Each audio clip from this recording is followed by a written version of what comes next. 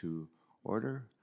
Before we take up the business of the day, Senator Capito and I and our colleagues have just listened to a live virtual address by the President of the Ukraine, President Zelensky, and we're shown a video of this is just utter carnage that's taking place in that country.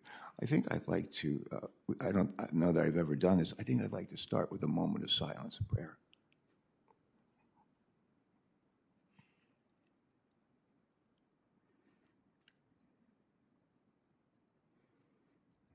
Amen. Thank you.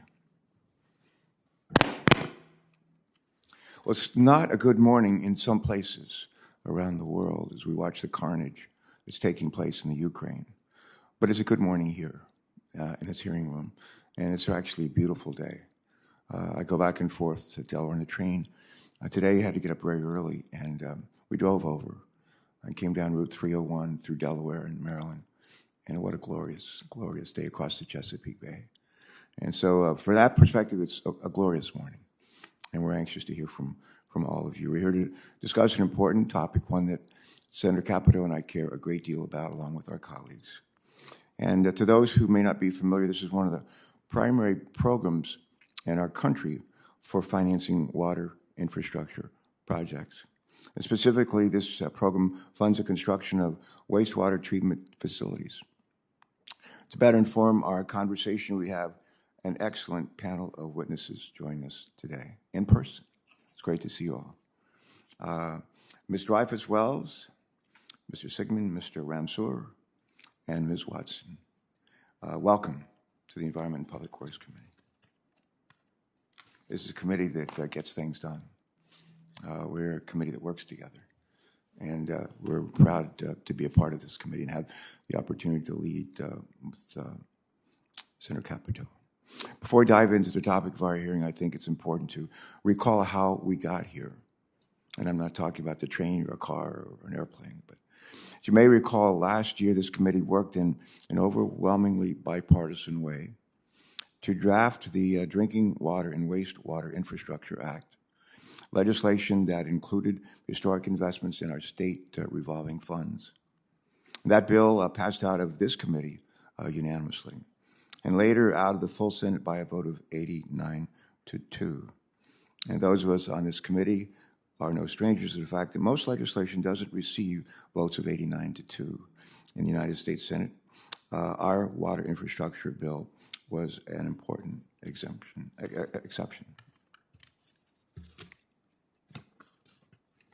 This bill, along with our committee's historic bipartisan highway legislation, served as the cornerstone of the Infrastructure Investment and Jobs Act, which President Biden signed into law right in front of us, right beside us almost, last November, a special day for all of us. A couple of kids from West Virginia celebrating the day, the president from Delaware. Thanks in large part to our committee's efforts, the Environmental Protection Agency is in the process of distributing some $55 billion to improve drinking water and wastewater systems in communities across this country. This is the single largest investment in water infrastructure in our nation's history. As President Biden likes to say, this is a big deal. It's a big deal. During a consideration of our drinking water and wastewater bill in the Senate last year, Senator Capito and I made a commitment to a couple of senators, a couple of our colleagues, Senators Kelly and Senator Capito, that we would hold a hearing examining the formula for the Clean Water State Revolving Loan Fund. Today's hearing is our opportunity to begin to better understand what changes, if any, should be made to improve the distribution of funds under this program. Specifically, I look forward to a robust discussion on the current formula that EPA uses to distribute funding to states and to territories, and how that formula may be improved to strengthen equity and address unmet needs. For me, investing in clean water is personal. As Senator Capito knows, my sister and I were born in Beckley, West Virginia, a coal mining town in the southern part of the state.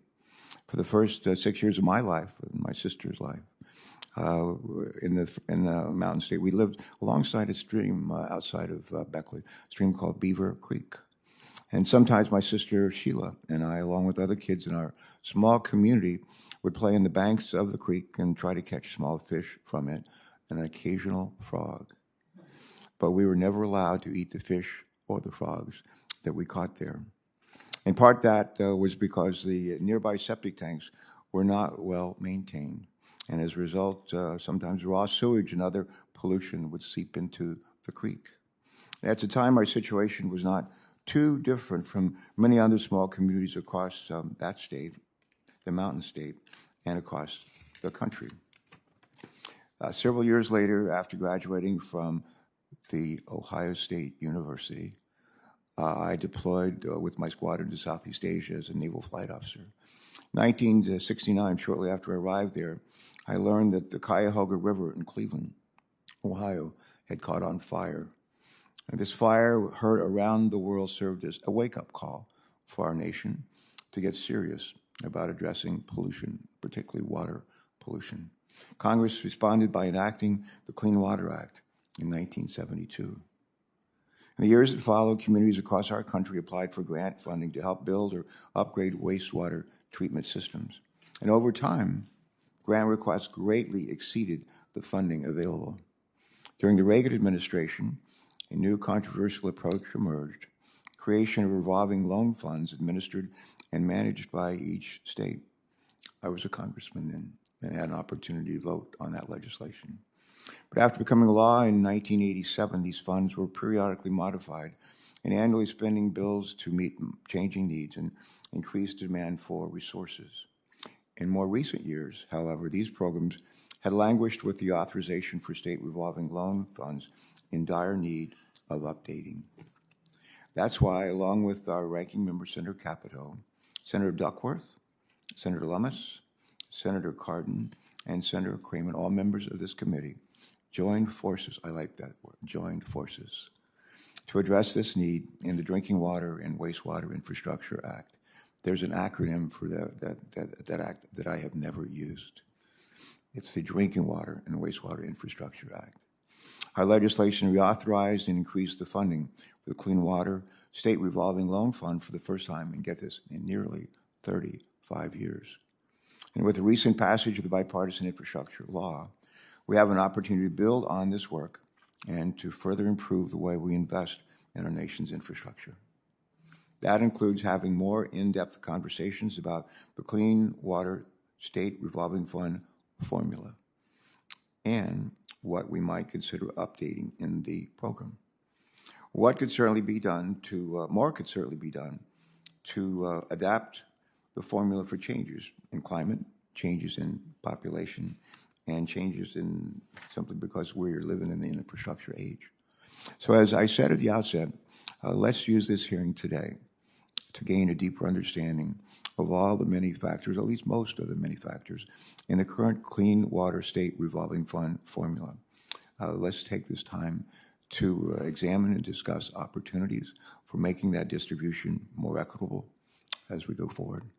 And with that, I'm delighted to turn over the microphone to my wing woman, our senior Republican, and just a great partner on this issue and a lot of others, Senator Capito. Thank you, Mr. Chairman, and great statement. And I can't start without the images and in the video that we saw and the powerful statements by President Zelensky has, I think, probably drained every American. I mean, just thinking of the pain.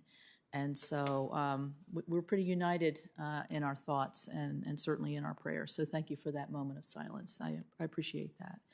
I want to thank you, Chairman, for calling the hearing, but I want to thank all of you, the witnesses, for being with us today, and I look forward to your remarks.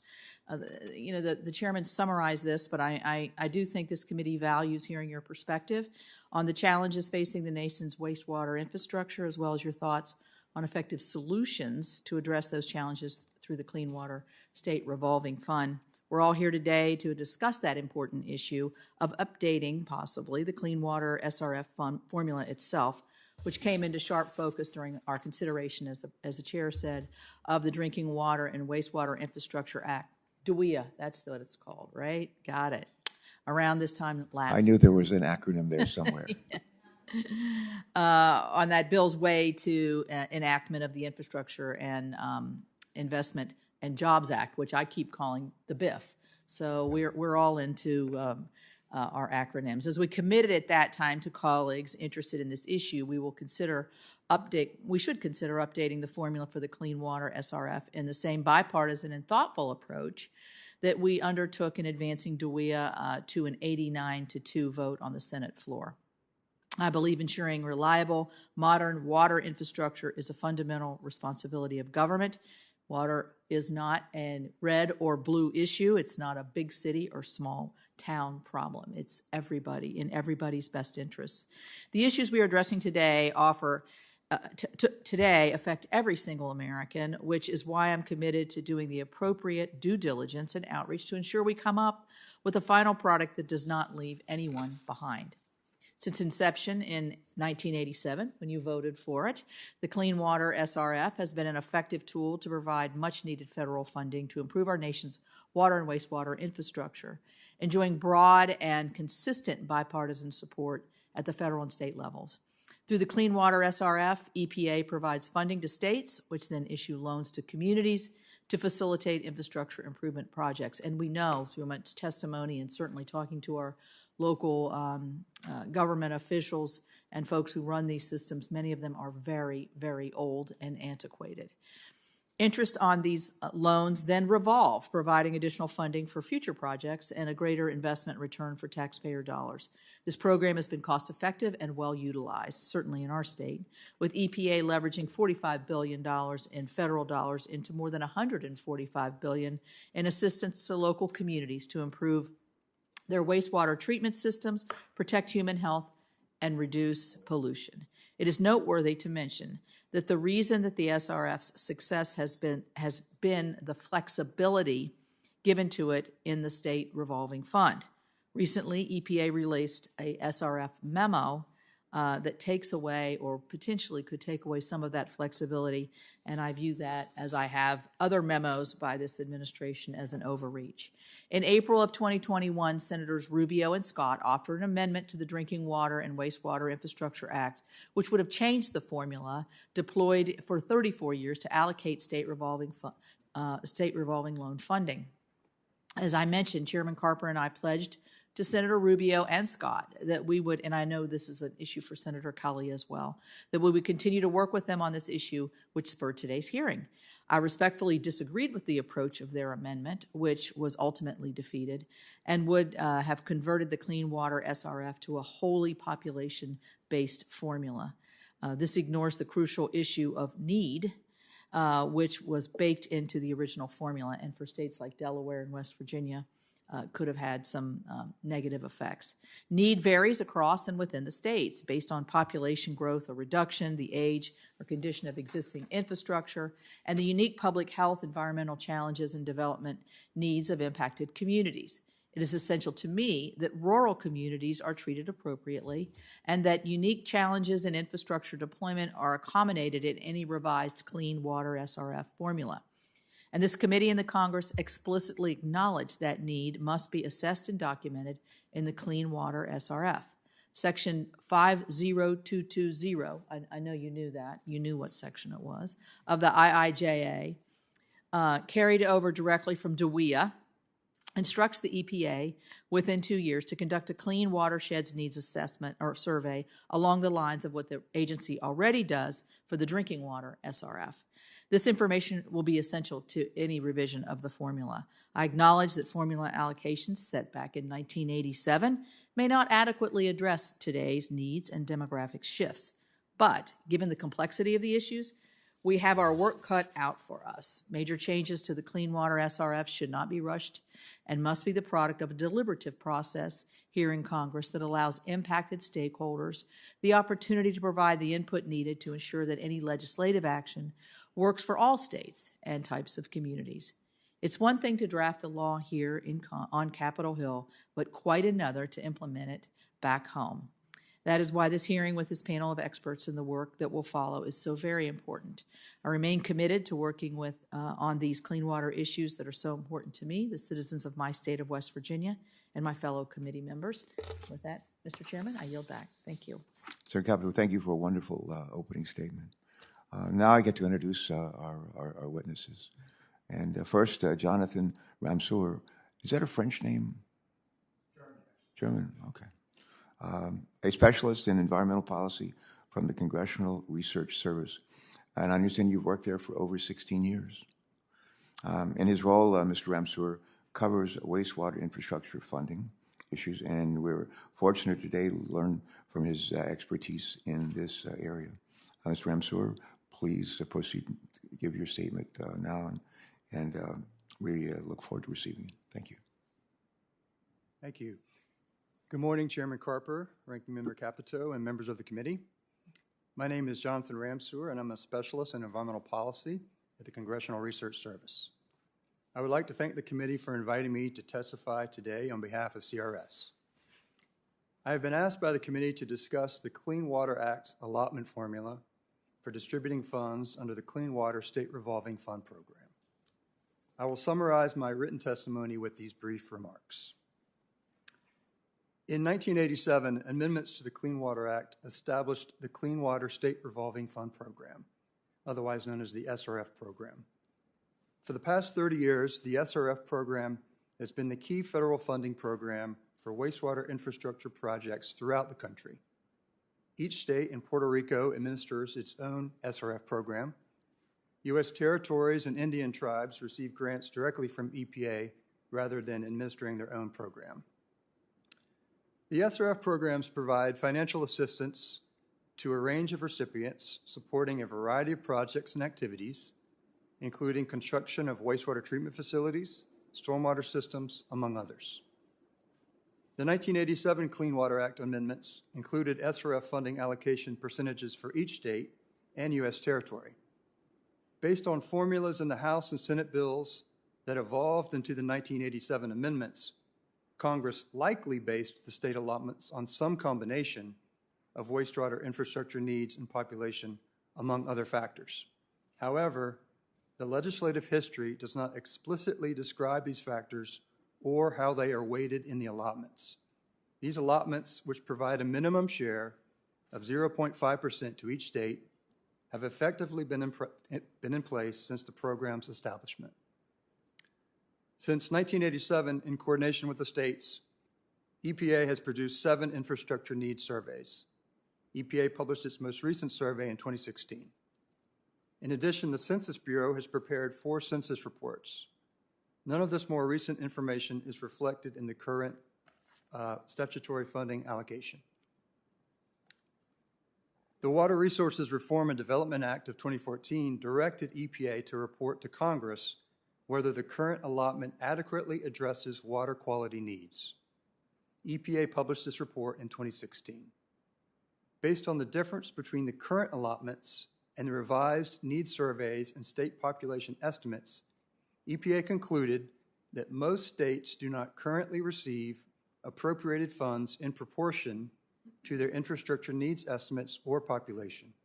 For example, EPA found that the current formula is inadequate for 39 states and territories compared with the most recent needs survey.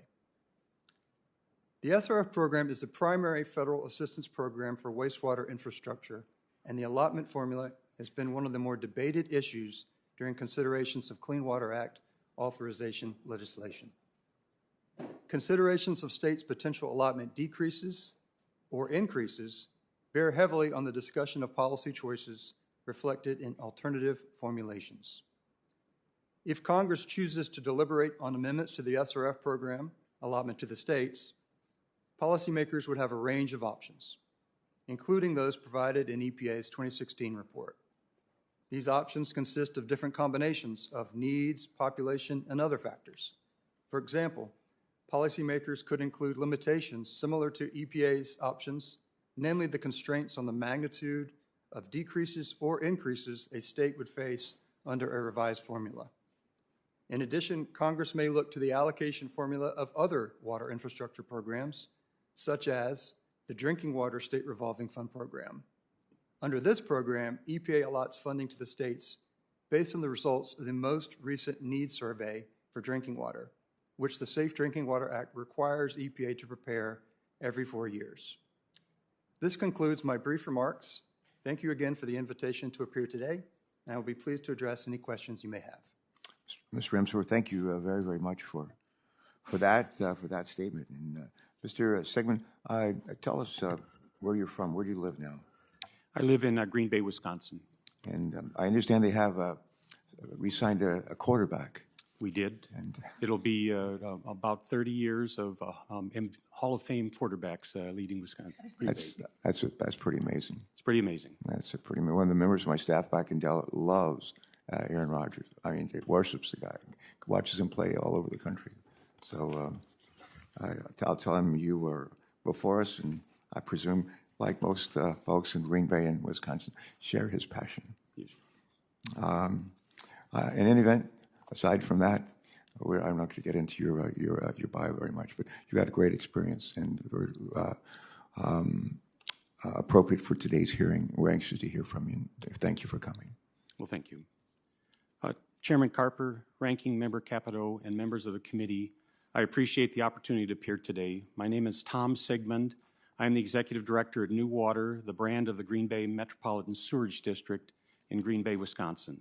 We are a regional clean water utility providing wholesale conveyance and treatment services to 238,000 people across 15 municipalities in northeast Wisconsin with 101 employees and an annual budget of $45 million. I also serve as the Vice President of the National Association of Clean Water Agencies, for whom I appear before you today. For over 50 years, NACWA has represented public wastewater and stormwater agencies nationwide. Our network of 330 public agency members are on the front lines of public health and environmental protection. The precursor to the current Clean Water State Revolving Fund was the Construction Grants Program established in the 1970s to help communities fund capital investments to comply with the Clean Water Act. After considerable debate in the 1980s, Congress phased out this grant program and created the Clean Water SRF to provide low-cost financing. It has since become the federal government's main tool to support local communities in water infrastructure investment.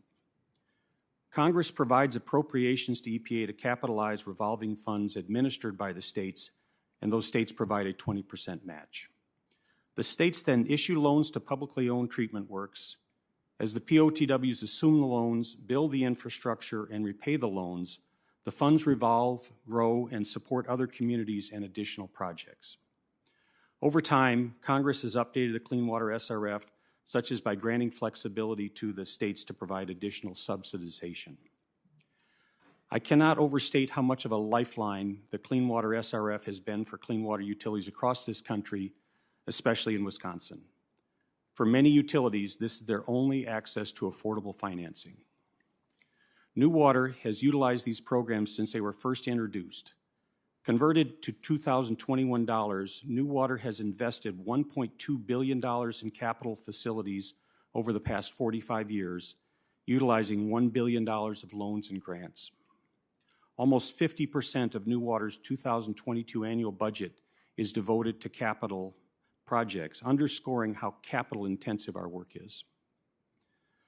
This discussion underscores how the infusion of capitalization grants is critically important for Clean Water SRF sustainability. With funding to each state dependent on the allotment formula, it warrants continued attention. According to a review by EPA, as we just heard, it is not known how the weighting and the factors were selected and how they were used to establish the formula. It is likely they were centered on population, capital needs, a hold harmless provision, as well as we heard a minimum allotment. Stakeholders can likely agree that the allocation formula is dated and warrants new consideration and clarity. Since the 1980s, our nation's population has shifted, and so have clean water infrastructure cost, assets, and investment needs. Population increases can lead to new investment needs, but lower population growth does not necessarily lead to reduced demands. Policymakers have recognized the need to review the formula for well over a decade. Congress has directed EPA and GAO to perform audits of the formula and suggest policy options. Among the solutions proposed to reform the allocation, a few themes emerge. It is important to consider clean water needs, including the types of investments and how they should be weighted in the allocation. Population is an important consideration, but should not be the sole factor. NACWA urges no state see a reduction in funds. Clean water investment demands remain high and new challenges continue to emerge. The Clean Water Act envisioned a strong federal-state partnership, and funding and financing are an important part of that partnership. The allocation process should also consider the historic per capita investment each state has made in funding wastewater projects, as these assets must eventually be replaced. EPA and the states must undertake a comprehensive needs survey. NACWA thanks this Congress for recognizing that an updated survey is needed by authorizing $5 million in the bipartisan infrastructure law. We were relieved to see Congress direct $1.5 million for this survey last week in the omnibus. Finally, we encourage an update to the formula that represents an updated needs survey and an approach that can adapt more steadily to future changes. These updates will take time, but a smooth, transparent, and apolitical process is important. NACWA and I appreciate the opportunity to share our views. I am proud of the work public clean water agencies have accomplished. Our nation's complex water quality challenges and investment needs have grown. Additional federal resources are critical to ensure utilities are prepared to meet the challenges of today and tomorrow, starting with the bipartisan infrastructure law, which we stand ready to implement. And when it's time, I'll be happy to answer any questions. Mr. Sigmund, thank you so much. In reading your bio, Miss, do people call you Miss Dreyfus Wells? Is that it? Dreyfus Wells? Oh, okay.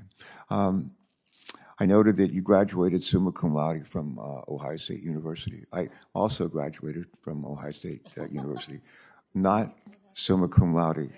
I use this joke many times at commencements, but I won't tell you whose joke it really is.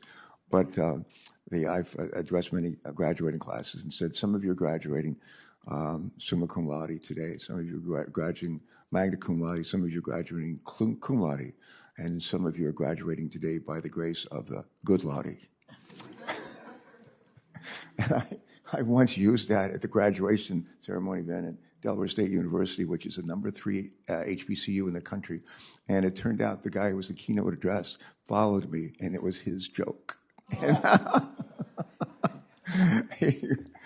I won't soon forget that, and frankly, neither will he. But let me see here. Go back to my script. You're doing well. The Chief Executive Officer of the Northeast Ohio Regional Sewer District in Cleveland. Where do you actually live? I live in Shaker Heights. Shaker Heights. Yeah. Kyle, we look forward to hearing from you today. Please proceed. Thank you for joining us. Good morning, Chairman Carpenter, Ranking Member Capito, and members of the Senate Environment and Public Works Committee. Thank you for inviting us to testify this morning about the importance of adequately funding clean water infrastructure across the country with the Clean Water State Revolving Fund.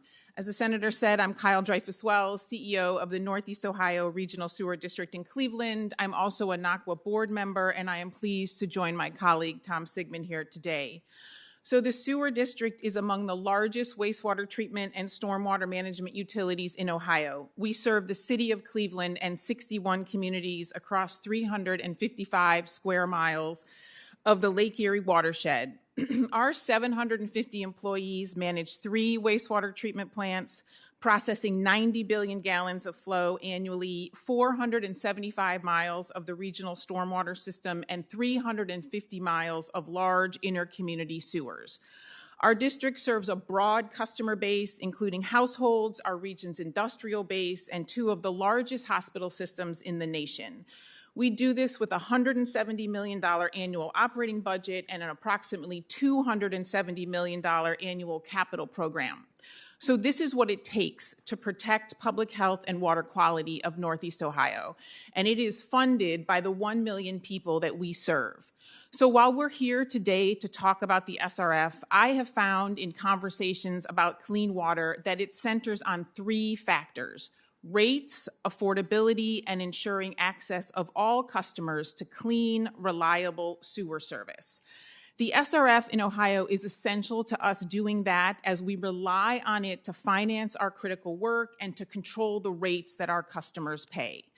The modern-day environmental movement was born in Cleveland, starting with a spark that ignited the Cuyahoga River for the 13th time in 1969. That fire unleashed a relentless effort to care for the water of our region and gave way to the Clean Water Act, and more locally for us, the creation of the sewer district in 1972. For the first 20 years of our work, we received nearly $600 million in federal construction grants, and with this, we invested in reducing the amount of combined sewage to Lake Erie and making critical improvements to the region's wastewater collection system and treatment facilities. By the early 90s, federal construction grants were significantly reduced, but the need for continued clean water capital investments remained. So we looked to our ratepayers. For 30 years, the ratepayers have paid for nearly all of our clean water work through sustained rate increases. Every year, the people of Northeast Ohio, including in Cleveland, where 30% live below the federal poverty line, have paid for clean water. Today, our customers pay an average of $70 per month. While none of us who live in Northeast Ohio like paying these high rates, we do pay these high rates and have done so for many years because they are necessary to do this work. So our customers have continued to have confidence in us, and we have continued to have the respect for them to focus on controlling their rates through reliance on the SRF and cost containment across our organization and through our project management. Today, I'm proud to say that the water quality improvements in our community underscore Cleveland's rebirth, but more work and more investment is needed. Recently, we accepted SRF funding for our Shoreline storage tunnel, a $200 million effort under Project Clean Lake, our multi-billion-dollar federally mandated program to further reduce combined sewage to Lake Erie. With SRF funding, we financed the project using very favorable borrowing terms, 40 years at 1.57% interest, and based on our most recent bond refinancing and our credit rating, we estimate 3% if we were to bond finance this for 40 years. So over the length of this loan, this equates to roughly $50 million in savings. Using the SRF, we minimize costs and pass the savings to our customers. We have financed over 100 projects with the SRF, and in a region with aging infrastructure, we plan to invest $1.2 billion over the next 5 years. SRF funding will help us to continue to reduce the financial impact on our customers. So we acknowledge that communities across the country face rising infrastructure expenses, but we cannot forget older communities like Cleveland with aging infrastructure, increased regulatory requirements, poverty, and declining population. The issues in growing and older communities may be different, but the need for SRF funding is the same. Increased SRF funding can meet the needs of all communities across the country, old and new, large and small. So in closing, I hold Northeast Ohio to you as a model for doing clean water infrastructure right. We recognized our problems and have worked hard for the last 50 years to address them. The ability of utilities like mine to access SRF financing makes it possible for us to control costs and to protect clean water for all of our customers. So thank you for the opportunity to be with you today, and I'm happy to answer any questions. Ms. Dreyfus, well, thank you for your statement. It's great to meet you, and thank you for coming today and for the work you do. Thank you. And our batting cleanup of our panel of four is Laura Watson, Director of the State of Washington State Department of Ecology. Prior to serving in this position, Director Watson spent over 20 years in the State Attorney General's office, working to protect the environment. Ms. Watson, we thank you for joining us and ask you to go ahead and proceed with your testimony. Thank you. Thank you, Chairman Carper, Ranking Member Capito, and members of the committee. My name is Laura Watson, as the Senator said, and I'm the Director of the Washington State Department of Ecology. I also chair the Water Committee for the Environmental Council of the States, also known as ECOS. It's an honor to be here today to be testifying on behalf of ECOS. ECOS was formed in 1993 to bring states and territories together across state boundaries and across party lines to strengthen the work of our environmental agencies to protect the environment and to protect public health. The Clean Water State Revolving Fund is a critical financial assistance tool for environmental agencies to protect water quality in our communities through investments in clean water infrastructure. The federal investments in the Infrastructure Investment and Jobs Act mark an unprecedented opportunity to repair and expand essential infrastructure that will strengthen security and well-being for our communities.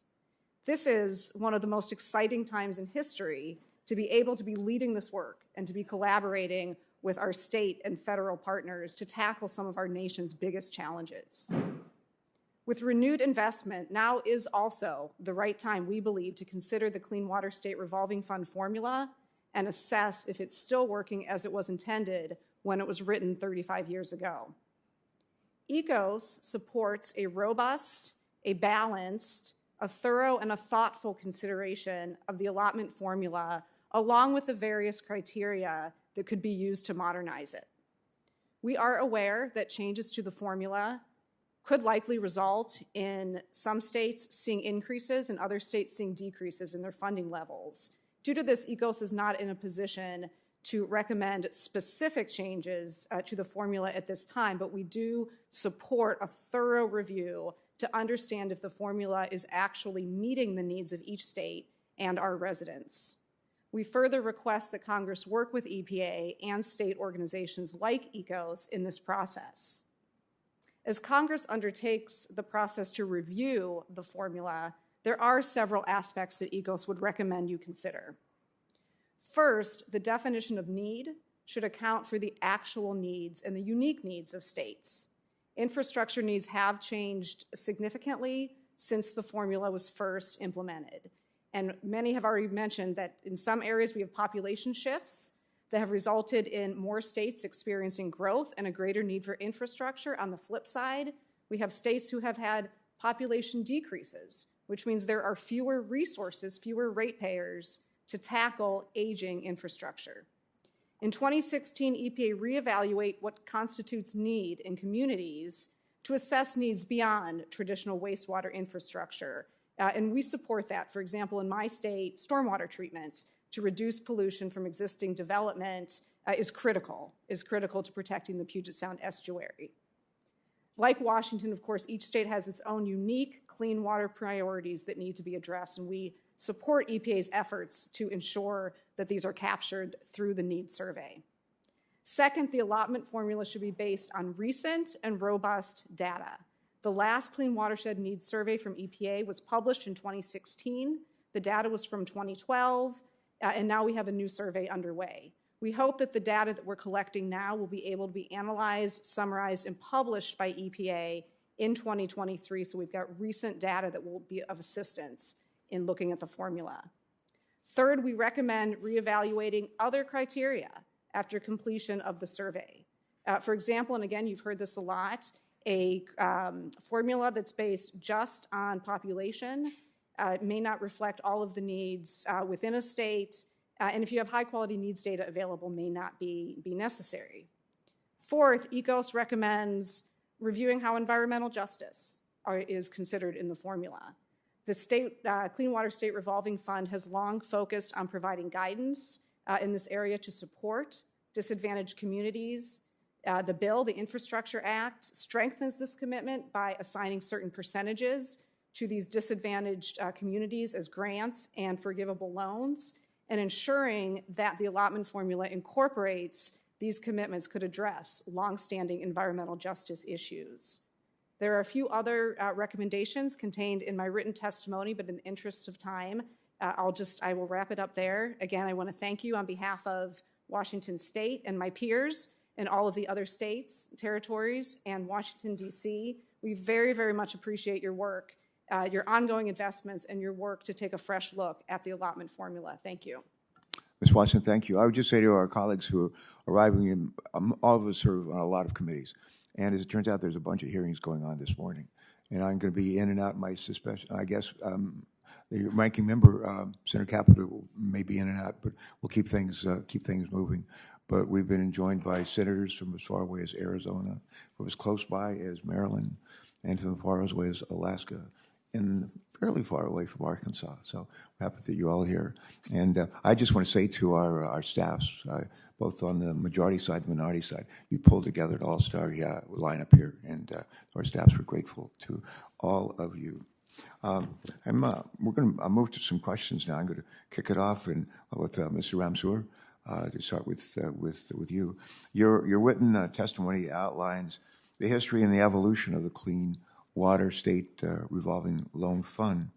And while we know that the formula has not been updated, I believe, since 1987, Congress has made a number of tweaks through the appropriations process to adjust the formula to account for additional issues such as tribal needs and maybe needs up in Alaska for some of the folks that Senator Sullivan represents. I'm going to ask Ms. Ramseur if you just elaborate for us on some of the changes that Congress has made through the appropriations process and give us some idea why you think Congress made those changes, what led Congress to make them. Go ahead, please. Sure. Well, first off, the territories initially had 0.25% in aggregate allocation under the Clean Water Act. In recent appropriations acts for the past 10 years or so, that aggregate amount has been increased to 1.5%. And so that's a change that Congress has made through appropriations acts. As well, there's a new provision, relatively new provision in the Clean Water Act devoting up to 2% for Indian tribes, and EPA has in recent years gone to that 2%. So those are the changes that have been made in that respect. Second half of the question is, what do you think led the Congress to make those changes? Well, I'd have to dig a little bit deeper and come back to you on that one. All right. Anybody else have a thought on that second half of my question? Anybody? No? A stumper.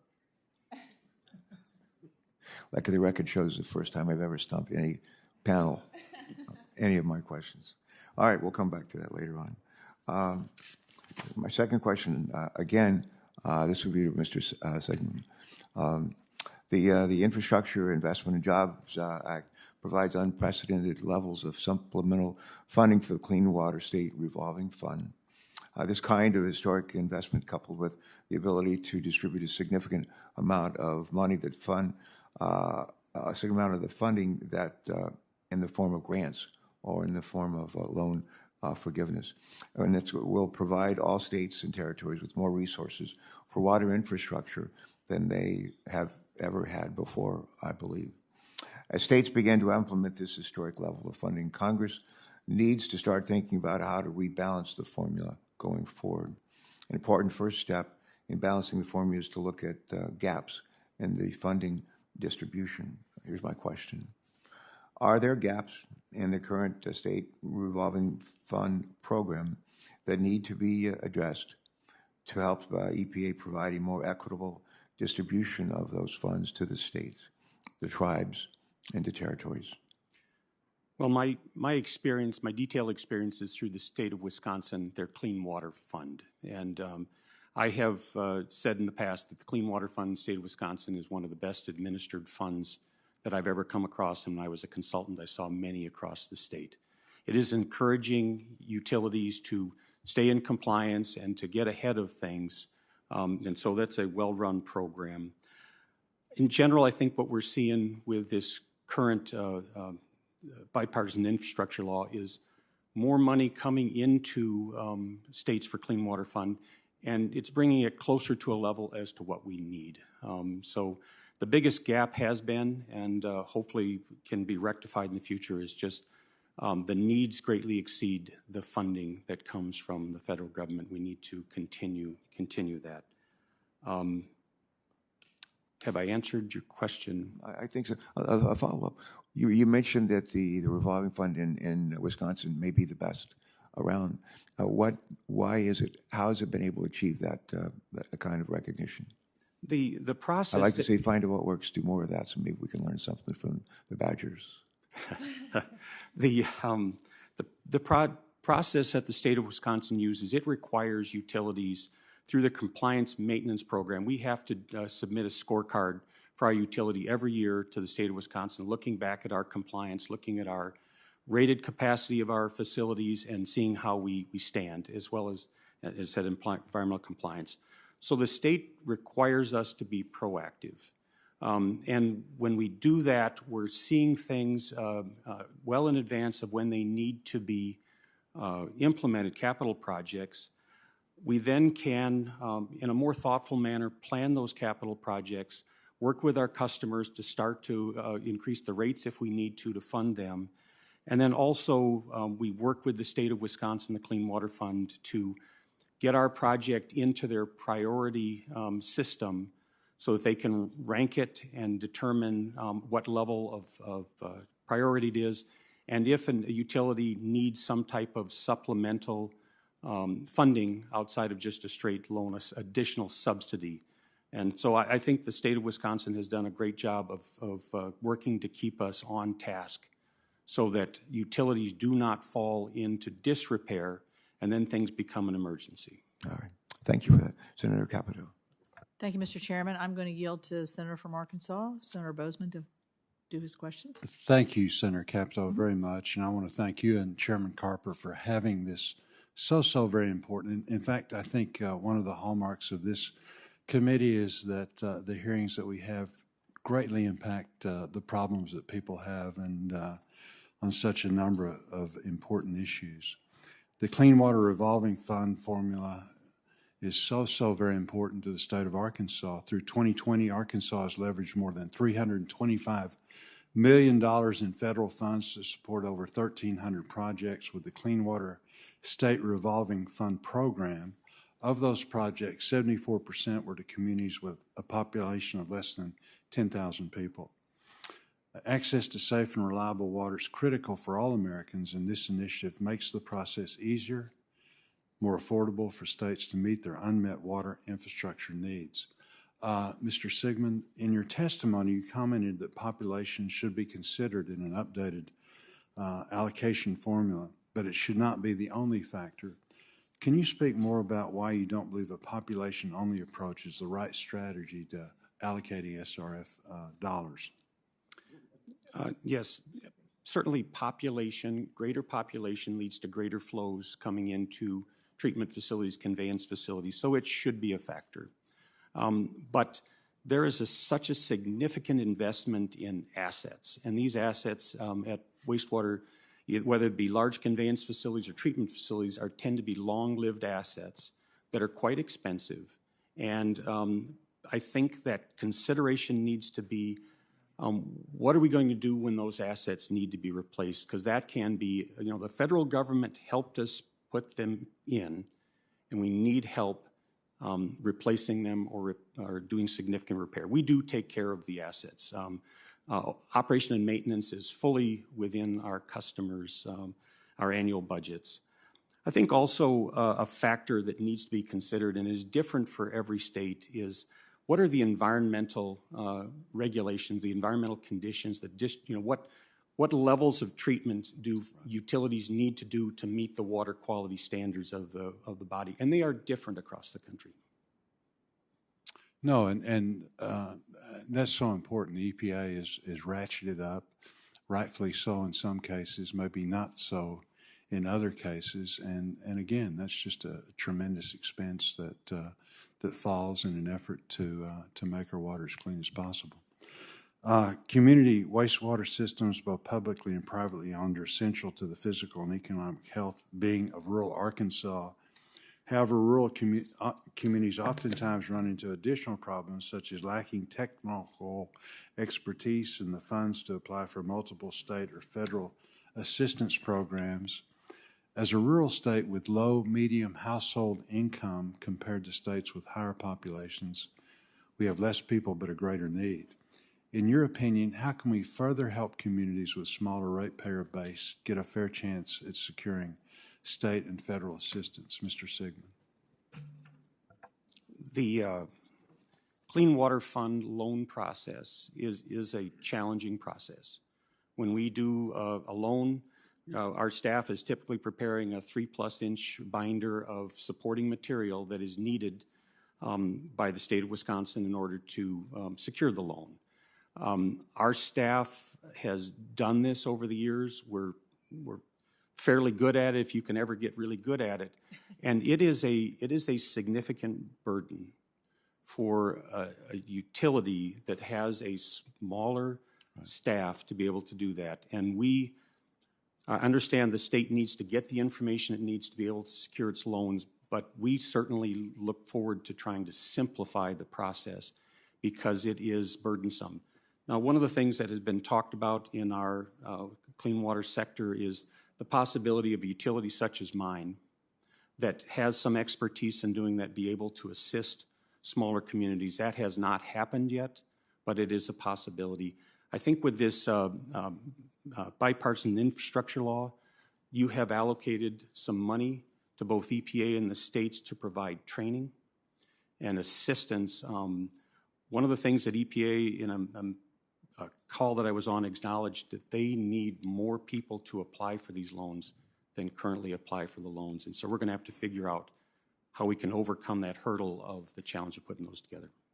Well, my time's run out. Thank you all for being here. I wish I had the time to just extract all of the knowledge out of all of your all's heads, and we do appreciate you taking the time and for this very important hearing. Thank you very much.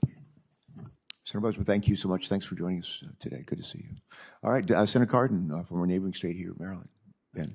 Thank you, Mr. Chairman. Let me thank all of our witnesses. The Clean Water State Revolving Fund formula that was developed, I think, in 1987, no one knows exactly why that formula was created the way it was. We know it's based somewhat on population and need, but we don't know exactly how it was conceived. So it's important that we update it. But as a practical matter, the only way you are going to be able to bring in a new formula is when we put more money into the program, because we don't want to adversely impact any jurisdiction and just the pragmatic issues. So this is a time to really review the Clean Water State Revolving Fund. So let me point out a fact that if you look at our efforts, for example, to clean up the Chesapeake Bay and clean water, the largest single growth source of pollutants going into the Chesapeake Bay is storm runoff. So locally, we have invested a great deal of money and resources into stormwater management. Blue Plains, the largest wastewater treatment facility plant of its kind in the world, has invested a considerable amount of money to deal with stormwater runoff. I was at Back River in Baltimore not too long ago with Senator Van Hollen, and they're investing in stormwater runoff. I mention that because, and we've used creative solutions. Ben Grumbles, who's the Secretary of our Department of Environment, and also, as I understand it, is the President of the Environmental Council of the States, has found creative ways to deal with stormwater runoff. We've used WIFIA funds, we've used whatever we can in order to deal with these issues.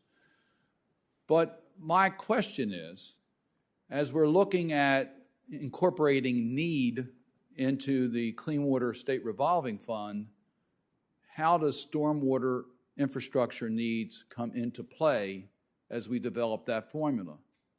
Because it has not been successful in accessing the Clean Water State Revolving Funds. I've been told that there's actually been an increased allocation to stormwater runoff, but still less than 4% of the allocations under the state revolving funds for clean water. So my question, and whoever wants to volunteer, I'll be glad to let someone go first. How do we ensure that the needs for stormwater management and infrastructure are incorporated under the needs part of the state revolving fund as we look at a new formula? Well, Senator, everybody's looking at me, so I think I'll go ahead and take first crack at that. Thank you. It's actually an excellent question from Washington State. We are kind of stormwater central as well, so it's a huge focus area for us in terms of pollution reduction. One of the issues with the stormwater funding, and this you can compare this to wastewater utility funding. Wastewater utility, there's a set rate base and people understand it. And there aren't a lot of stormwater utilities compared to, there are stormwater utilities in states, but not across all regions of the states. And that itself is an impediment to folks applying for those stormwater funds because there's no real rate base in some regions of the country to be able to match the funds that are received. Now, EPA through the needs survey is having states look at their stormwater needs. So that's something that states working with local governments should be able to incorporate into the needs survey. But I will use some examples actually from your great state that I'm aware of through Ben Grumbles in terms of other ways in which you can increase states feeling comfortable, local governments feeling comfortable applying for those funds. One is through education and outreach, EPA doing education and outreach to local governments to help governments understand how flexible this funding is. And another area for education and outreach is just to appreciate the co-benefits of stormwater funding. So when you're dealing with stormwater projects, you're not just dealing with the reduction of stormwater, but you're also dealing with toxics reduction, for example, and climate resiliency. I'm going to want to focus on the Clean Water State Revolving Fund for one moment, because a few years ago we had a hearing before this committee on a similar topic. The mayor of Baltimore was one of our witnesses, and she made a strong, impassioned plea in regards to additional tools available to deal with the infrastructure needs for clean water. Baltimore's under a consent order, as many other cities are. The rate structure, the pressure on the ratepayers is enormous in Baltimore, and to increase the rates are extremely difficult and not affordable for a lot of people for their basic utility needs. So looking at this revolving fund is absolutely essential if we're going to be able to make progress on this infrastructure need. And I'll put this for the record. If you could come up with ways in which that is reflected in a needs part of a formula, I would very much appreciate that help. Senator, if I may, to build on the answer to your question, we operate both a wastewater utility and a stormwater utility at the Northeast Ohio Regional Sewer District. And in response to your question, I think what we're seeing is really the professionalization of stormwater, sort of bringing it up into the same level of structure that we have on the wastewater side, recognizing that stormwater, as you said, is as big a pollutant as the bacteria that we focus on, the E. coli that we focus on the wastewater side. So I think one of the things that would help very much is to sort of demystify green infrastructure, demystify on-site stormwater management, so folks understand that these are structural solutions to manage stormwater as close to its source as possible on each development site with bioretention, et cetera. And having folks understand that there's a way to build these things correctly that is engineered and is maintained and is therefore fundable. Thank you. Thank you, Mr. Chairman. Senator Cardin, thank you. Senator Cardin is chairs a subcommittee, major subcommittee on this committee that deals with infrastructure. He's been a great leader on these fronts, brings a lot of knowledge. Believe it or not, used to be a state legislator, including Speaker. He was the Mr. Speaker of the Maryland General Assembly. Okay, Senator Capito, you're on. I am going to yield to Senator Sullivan for questions. Thank you, Senator Capito. Thank you, Mr. Chairman. I want to kind of follow up where Senator Bozeman started. I'm concerned about formulas that are too heavily dependent on population. And of course, that's got to be an element. And Mr. Sigmund, you had mentioned that. I want to dig down into a little bit more on the issue of need and then environmental justice, because they're often interrelated. In my state, we have over 30 communities, which includes thousands of households, that have no infrastructure, no wastewater infrastructure at all. Zero. The people in Alaska refer to the system of honey buckets, which sounds sweet. It's not sweet at all. It's collecting your own human waste and then bringing it out in a bucket and dumping it in a lagoon. Okay? America. By the way, Mr. Chairman, these are some of the most patriotic communities in America because they're primarily Alaska Native communities, and Alaska Natives serve at higher rates in the military than any other ethnic group in the country. So we have thousands of U.S. citizens, patriotic Americans, who live in third world conditions. That's just not right. When the Flint, Michigan crisis happened, I remember everybody talking about upgrading aging infrastructure. Great, I agree with that. But my point was, well, how about we get to places that have no infrastructure first? So to me, that issue should trump everything. If you're an American and you have to use a honey bucket, sorry, that's just wrong. And every senator should care about that, not just me. But can you, maybe Mr. Sigmund, but others, talk about this issue of need as a priority? And it does, at least in my state, raise issues of racial equity because it's primarily Alaska Native and Indigenous communities that have nothing. I'll start and let my colleagues fill in. When I was a consulting engineer, I many years ago worked in New Mexico and El Paso, Texas. And in some of those areas where the Native American or some of the areas, water was brought to people in a 55-gallon drum and put on a stand. And you're right, wastewater conveyance was not something that was done automatically. Communities need to look at those, what their community needs. Sometimes when things are spread out. I don't want to be rude here, I only have so much time, but shouldn't we, in the formula, prioritize need? I believe you should. Okay. Does everybody else agree with that? Yes? You Miss Watson, do you agree with that as well?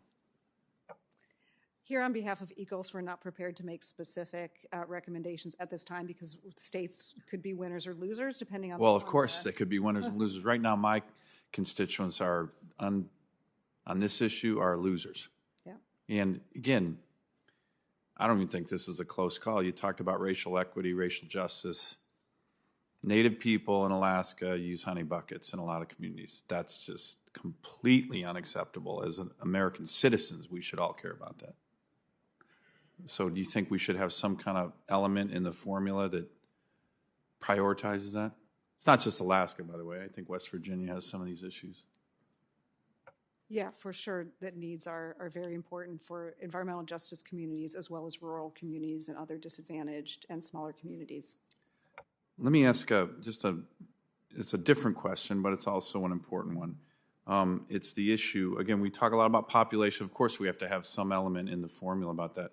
But what often gets missed, in my view, is size of the state. I don't have to remind the chairman, I think Alaska is 264 times bigger than Delaware, but who's counting? We see in Delaware that we punch above our weight. They do. I mean, the chairman certainly does. We have 400 chickens for every person in our state. It's a whole nother issue. But it does obviously create bigger challenges on infrastructure to deploy it when the size of the state is so big, as well as population. What do the panelists think about the issue of, again, in the formula, not just population, but need, we already talked about that, but size of the state? You know, Ohio is a pretty big state. What's your sense on that?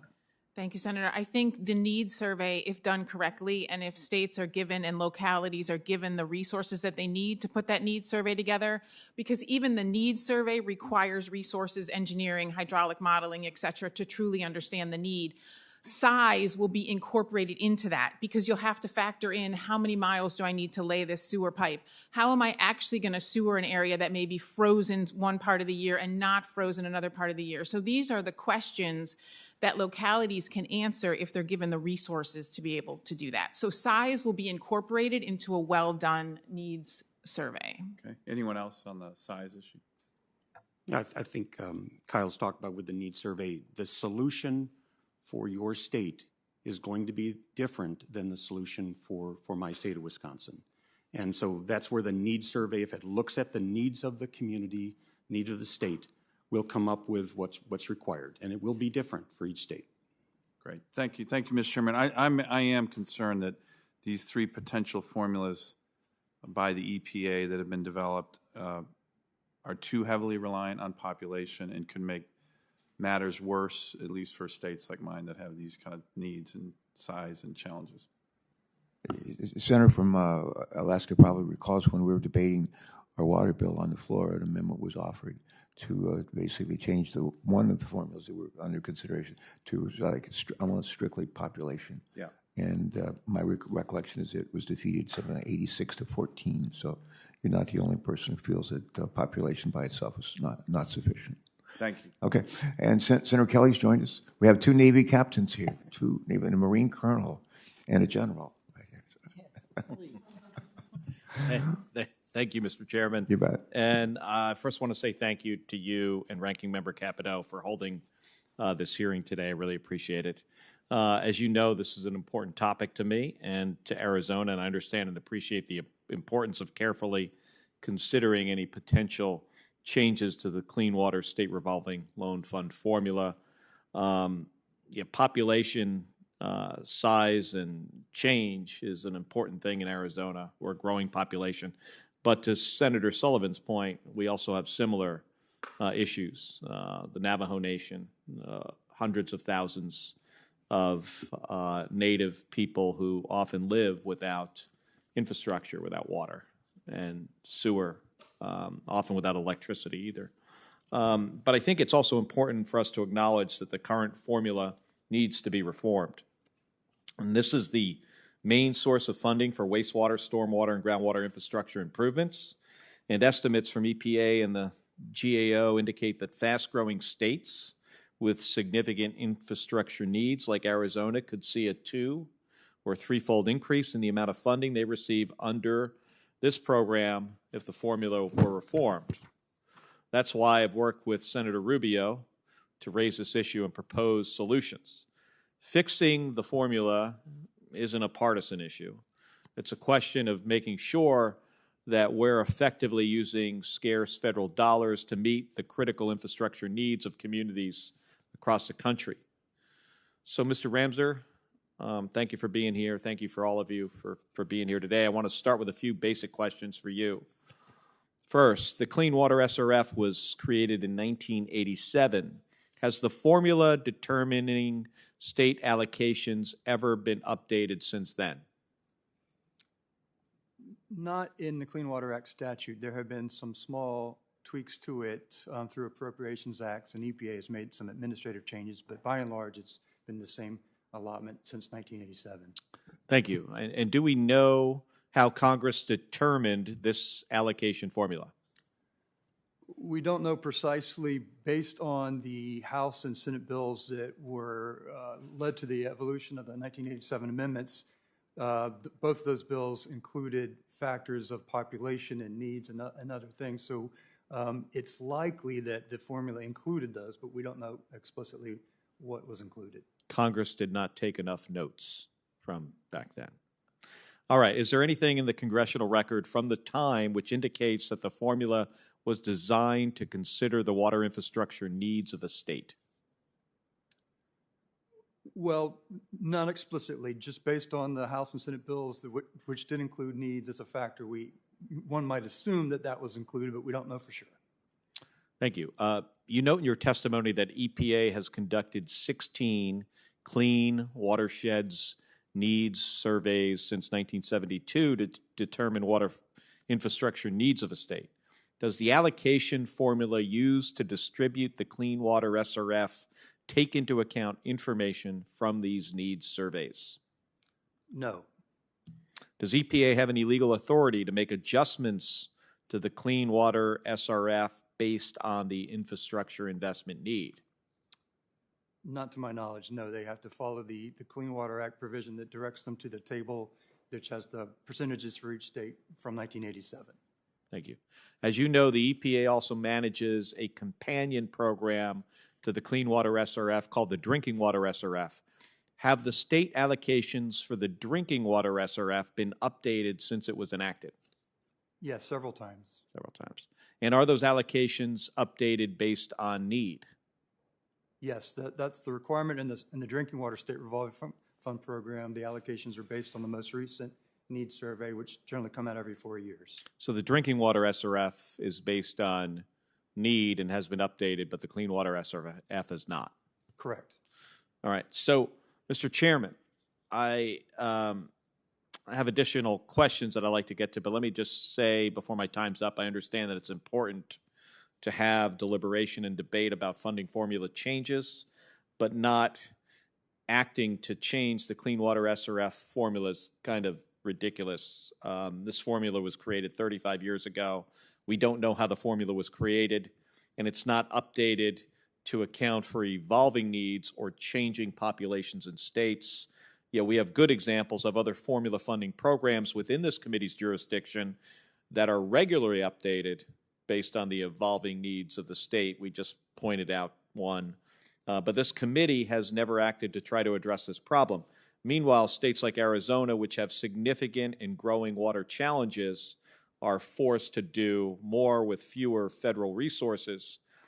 And I hope that this hearing is just the first step in a longer process to update the outdated formula. And I appreciate that you and Senator Capito have taken the next step, asking the Government Accountability Office to provide legislative recommendations for potential reforms. And as we see those recommendations, I look forward to working together with you both to continue making progress on this issue. Great song by Chicago comes to mind, Only the Beginning. Only the Beginning. There we go. All right, Senator Capito. Thank you. Thank you very much. Thank you all, the witnesses. My first several questions that I was going to ask are a bit repetitive of what the testimony that we've heard, and that is that a population only based formula is not satisfactory to meet the demands and to meet different regions of the country, urban, rural, declining populations, growing populations. So I'm not going to re-ask that question. I see shaking heads. So thank you for that. Thank you for confirming that. As I'm thinking about this, I think that the devil's in the details, because there has to be a good definition of what is need. Is a need you don't have enough capacity for a growing population, or is a need such as what Senator Sullivan brought, or what somebody in a more rural state might have with aging infrastructure? And I think Ms. Dreyfus-Wells, you addressed some of that in some of your testimony. So I guess maybe I'll start with Mr. Ramseur to say, what is the definition of need? Is it aging? Is it leaking? Is it not enough capacity? Wouldn't we be well served? I mean, maybe you can't weigh in on this, but I think we would be well served to make sure definitionally, if we're going to look at this, what does need mean? So is there a definition for need in this statute, or even in the Safe Drinking one?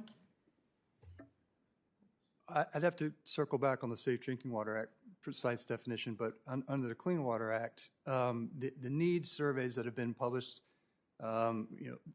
every 4 years or so from EPA, they have multiple categories of needs, including stormwater, the big ones, wastewater treatment, but to some degree, those categories have changed over the years. So if Congress were to look at updating the formula based on needs, this would be a central question: what is needs, and how wide should the scope of needs be? Mr. Sigmund, do you have a comment on that? Am I barking up the right tree here? Oh, need needs to be very broad. All the things you've talked about, you said, is it this or this or this? Yes, it's all of them. It's all the above. In addition to aging infrastructure that needs to be refreshed periodically in order to meet the needs, you have, again, growth, the ability to handle growth, whether it's population or other growth, as well as to be able to deal with pending or current regulatory changes. So need is very, very broad, and we need to consider that, be wide in our consideration. Ms. Dreyfus-Wells, do you have a comment on that? Yes, thank you, Senator. I think one way to think about need is that our job as wastewater and stormwater managers is to support the land use of our communities. And so that gives a very broad, as Tom said, definition of need. So we have aging infrastructure that has to be replaced. And I would look to local governments, to mayors, to hear about this need as well. I'll just throw out the example of the city of Maple Heights in Northeast Ohio, common trench sewers, 80 years old, failing, cracking, basement flooding, these types of issues. So that is a need that is unique to Northeast Ohio, but goes to this issue of aging. So we as wastewater managers, we support land use, and so that spreads that need across many categories. Ms. Watson? Yes, thank you, Senator. I agree with everything that's been said. I'll just add a little bit of a different flavor. There's, on the one hand, the definition of need. Then there's also the ability to demonstrate need. And I think that is another issue that we run into with smaller communities, with rural communities, with disadvantaged communities. It is quite onerous to put together a capital improvement plan to actually demonstrate need. And so technical assistance resources to those communities would go a long way. And I think that's a repeating theme I think we've heard as well. And we know our cities and communities and counties under the COVID relief were given dollars, and one of the qualifying areas was water and wastewater infrastructure. And, you know, I know from my mayors, they can't figure out how to do this, and then you encourage them to go regionally, and that's not a concept that a lot of mayors really or county administrators really embrace in our state. Regionally is hard for us, but I think it's probably the more efficient way to go. So let's just say we begin to look at a different way to calculate the formula. If, in fact, we were to do so, it would change from year to year. Or I'm getting to the issue of certainty and predictability. I mean, how important is that to you, Ms. Dreyfus-Wells? It's very important. I think the point of delivering infrastructure efficiently for our customers is having a long-term capital plan. So at the sewer district, we look at these things over a very long time frame, and it involves advanced facilities planning, and then it involves detailed design as you come into actually bidding a project. So that certainty around funding is very important so that you can put together a capital plan that takes advantage of efficiencies from putting together a well-run plan. Thank you. My last comment will be, if I can, Mr. Chairman, is I see this as this could almost become a cycle. If you're in a declining population area and you aren't able to secure funds to modernize your water and wastewater systems, in my view, that further declines your ability to attract jobs, to attract residents, to attract people into those areas. So if you don't have the ability, because it's only based on population, and certainly this would be environmental justice communities would fall into this category, you're really going to perpetuate that cycle. And on the other hand, if you go to growing population areas and way increase the amount of money for those, then you're going to keep creating more population, and you're going to be getting more and more dollars to be able to modernize. So I think we have to be very careful here, particularly as we're looking at declining populations and rural populations, that we're not feeding into a phenomenon that a lot of these populations are trying to fight right now. So I thank you all for your testimony. Thank you for listening. Thank you, Senator Capito. We have a couple of colleagues that are trying to join us here before we close out. One is Senator Duckworth, and the other is Senator Padilla. Senator Duckworth, have you joined us? I think he's trying to join us by WebEx. Are you out there? All right. Senator Padilla, are you out there? I sure am. Can you hear me, Mr. Chairman? You certainly can. Please proceed, Alex. All right, thank you so much. And I know others have touched on the state revolving fund, the Clean Water State Revolving Fund, but wanted to ask a more specific question, and surprise, surprise, be a little California-centric here.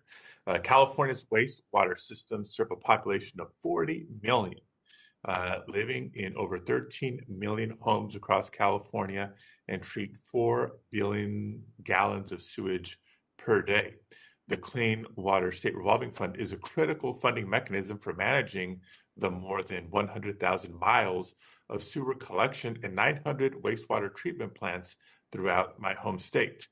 But a lot has changed in California since 1987, when the allotment formula was first implemented. California's population has grown from about 29 million in 1990 to 40 million today. Not only that, but Californians are also on the front lines of the climate crisis, facing both a historic mega drought that is threatening our water supplies, as well as rising sea levels that threaten several sewer systems in a particular region of the state. In its 2016 report, the EPA found that most states do not currently receive appropriated funds in proportion to their reported water quality needs or population, which demonstrates the inadequacy of the current allotment. That's a direct quote from the EPA's 2016 report. The study found that revising the allocation formula would mean California's clean water needs could be more fairly addressed. In fact, the study estimated that such a revision would result in an increase of between 14 and 24% in the state's funding allocation, depending on the criteria used. Mr. Ramseur, how can we ensure that any updated allocation formula best reflects disadvantaged community needs, water quality improvements, and population criteria? Well, if you were to adjust the formula, you would want to have it follow the most recent needs survey published by EPA. And if you wanted to include certain needs within that scope, you would need to make that clear in the provisions of the Clean Water Act that you're amending. All right. Well, appreciate that answer. Look forward to working with you to accomplish just that. And I'm sure California is not the only state in a situation with significantly different circumstances than when the current formulas were established. I do have a follow-up question as it pertains to water affordability. Water systems across the country are increasing their rates to help fund necessary drinking water and wastewater infrastructure repairs and upgrades. And this, obviously, the need goes far beyond the amount that's been approved in the bipartisan infrastructure law and what may be envisioned in further infrastructure investments. But at the same time, households across the country are facing $1 million of water debt. So, Mr. Ramseur, how would you recommend that we account for affordability in the Clean Water State Revolving Fund formula?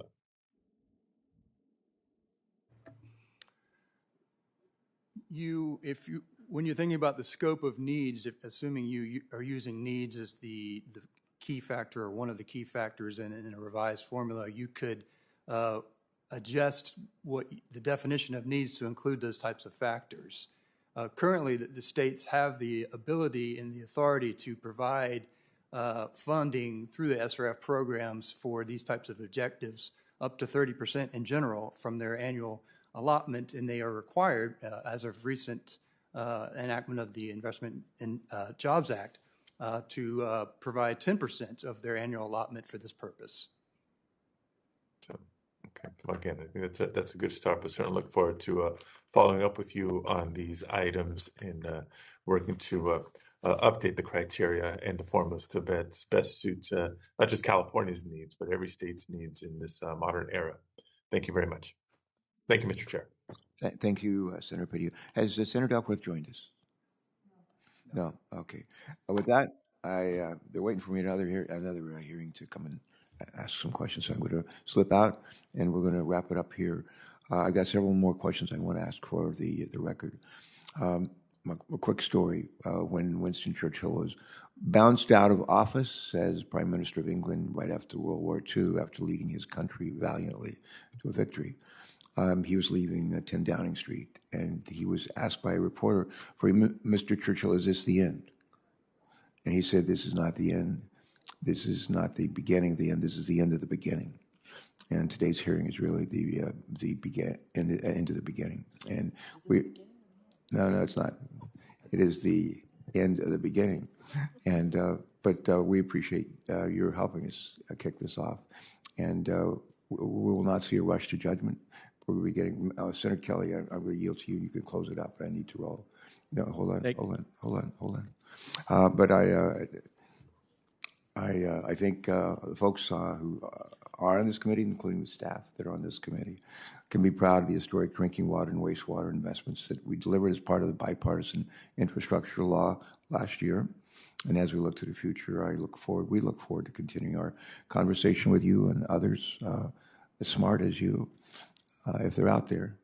And we'll look forward to continuing our conversation with members of this committee and our staffs. And other stakeholders in order to improve the way we invest in a nation's water infrastructure. A little bit of housekeeping before I yield to Senator Kelly. And I want to ask unanimous consent to submit for the record a variety of materials that include letters from stakeholders and other materials that relate to today's hearing. Additionally, senators will be allowed to submit questions for the record through the close of business on Wednesday, March 30th. We'll compile those questions, send them to our witnesses, who we'll ask to reply by April 13th. And with that, I yield to Senator Kelly to close it out. And again, our thanks to each and every one of you. Some of you have come a long way, and some of you came a very short way. But in both instances, we're grateful very much, and some of you came from Ohio. Well, thank you. Thank you, Mr. Chairman, and thank you, Senator Capito, again for having this hearing. I've got a couple questions I want to submit for the record to Ms. Wells and Ms. Watson, another for Mr. Ramseur. But I do have one question I want to really just quickly follow up on specific. It's about needs again.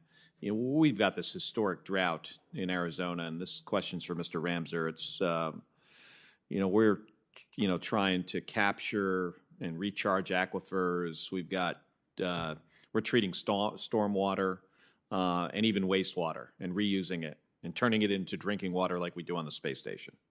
You know, I've experienced this myself at times. It actually works pretty well.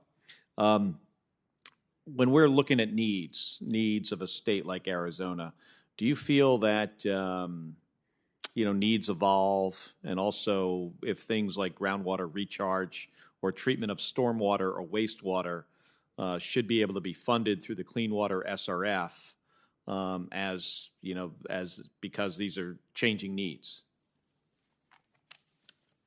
Well, the needs that have been allowed to be addressed through the Clean Water SRF have evolved over time. The initial list of categories was 3. And in 2014, Congress amended that list of eligible category types, and now it's up to 13 or 14. So over time, Congress has recognized that the needs have changed throughout the states and providing more flexibility to the states to address their specific needs. Well, thank you. And again, Senator Capito, thank you for holding this hearing. And thanks again for everybody being here. And I do have some questions for the record. Thank you. Thanks to the witnesses. Safe travels, and